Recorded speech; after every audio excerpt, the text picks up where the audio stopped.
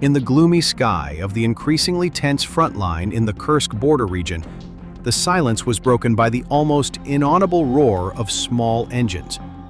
From a distance, a Ukrainian SOF team, UA region, launches their weapon, an explosive-laden FPV drone controlled with the precision of an experienced operator.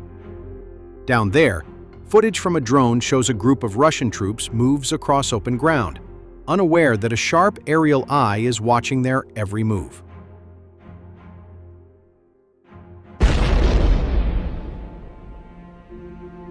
From the drone camera capturing tense moments, the lens bears witness to how modern warfare can change life and death in a matter of seconds. The drone glides low, maneuvering swiftly among the shadows of trees and debris, but the Russian troops only realize the danger as the sound of the small engine grows closer. Some duck, others run for cover, but time is running out. In an instant, a powerful explosion shakes the ground. Flashes of flame, chaotic screams echo across the battlefield, and the attack hits with perfect precision, leaving a trail of destruction in the enemy's path.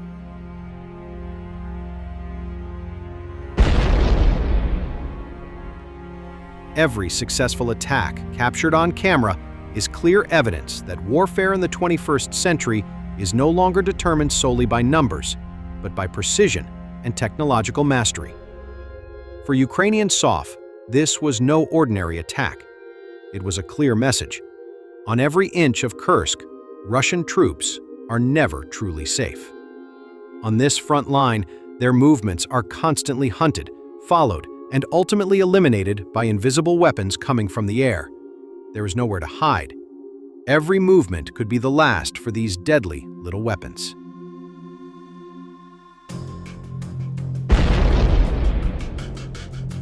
Currently, Ukrainian troops in the Dobropilya direction near Pokrovsk, Donetsk region, continue clearing Russian forces, with more than 200 Russian soldiers killed over the past 3 days, according to the General Staff. As per the report on Telegram, active joint actions by the Armed Forces, AFU, and the National Guard, including units of the Azov First Corps, have inflicted significant losses on Russia. In the last 3 days alone, the irretrievable losses of the Russian occupiers amounted to 206 people. Since the start of the operation on August 4th, 1,116. Medical losses, 73, total 412, and 1 prisoner, total 38, the report said.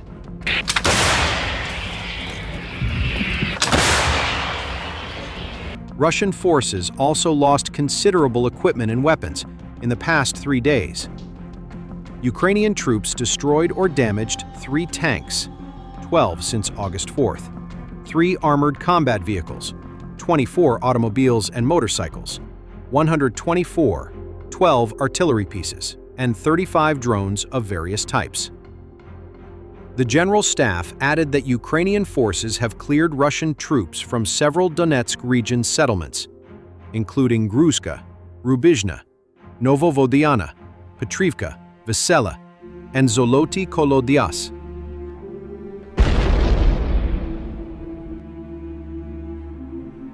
Ukrainian forces recently retook 2 villages in the Donetsk region, pushing back Russian troops in fierce counterattacks over the weekend, according to official statements and verified footage.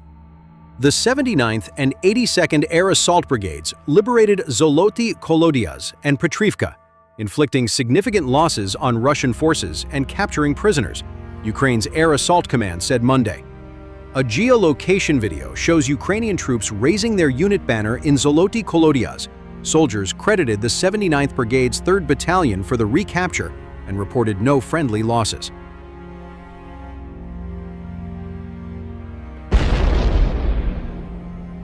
The counterattacks come as Kyiv attempts to contain a 10-kilometer deep, 6-mile deep Russian salient near Dobropilya. Reports said Ukrainian assault groups, supported by drones, are mopping up Kremlin forces still hidden in nearby villages and forests. Ukrainian officials on Monday said Russians have lost nearly 1,000 troops killed or seriously wounded, 355 heavily wounded, and 37 captured since August 4th during the siege operation by Ukrainian forces in the area previously controlled by the enemy.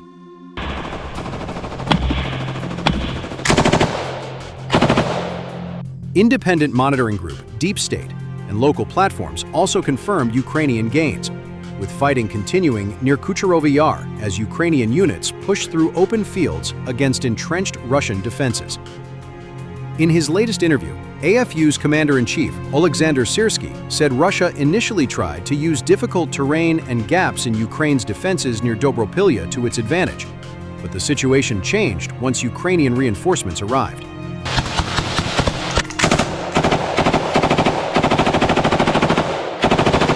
Syrsky said acknowledged that Russian forces had advanced 10 to 12 kilometers, 6.2 to 7.5 miles, towards several settlements in the sector, but stressed the area's geography made control challenging. The terrain there is full of ravines and rivers, natural features that allow for concealed movement, and in summer, dense vegetation makes it difficult to control the line of contact. But after a number of decisive measures were taken, additional airborne units were transferred. We cleared settlements and areas, and the enemy's victorious mood changed to despair.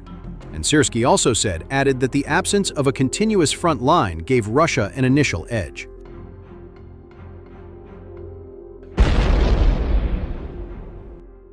Early last week, they also reported between 200 to 300 picked Russian infantry troops exploited gaps in thinly held Ukrainian lines to the north of the important road and logistics hub of Pokrovsk and surreptitiously infiltrated to 17 kilometers, 10.6 miles behind Ukrainian lines to launch attacks.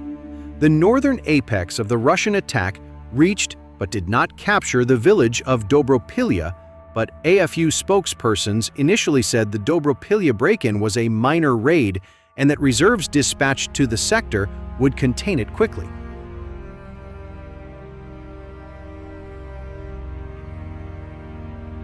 Accounts from units sent to counterattack the incursion have told of tough fighting against Russian troops, not easily overcome.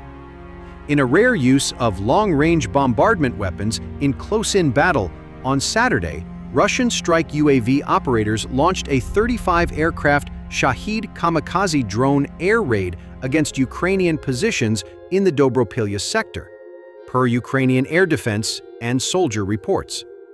On Sunday, Ukraine's Ministry of Emergency Situations published images of fires burning in a 5-story apartment building in Dobropilya and a private home in the nearby village of Svitohorovka.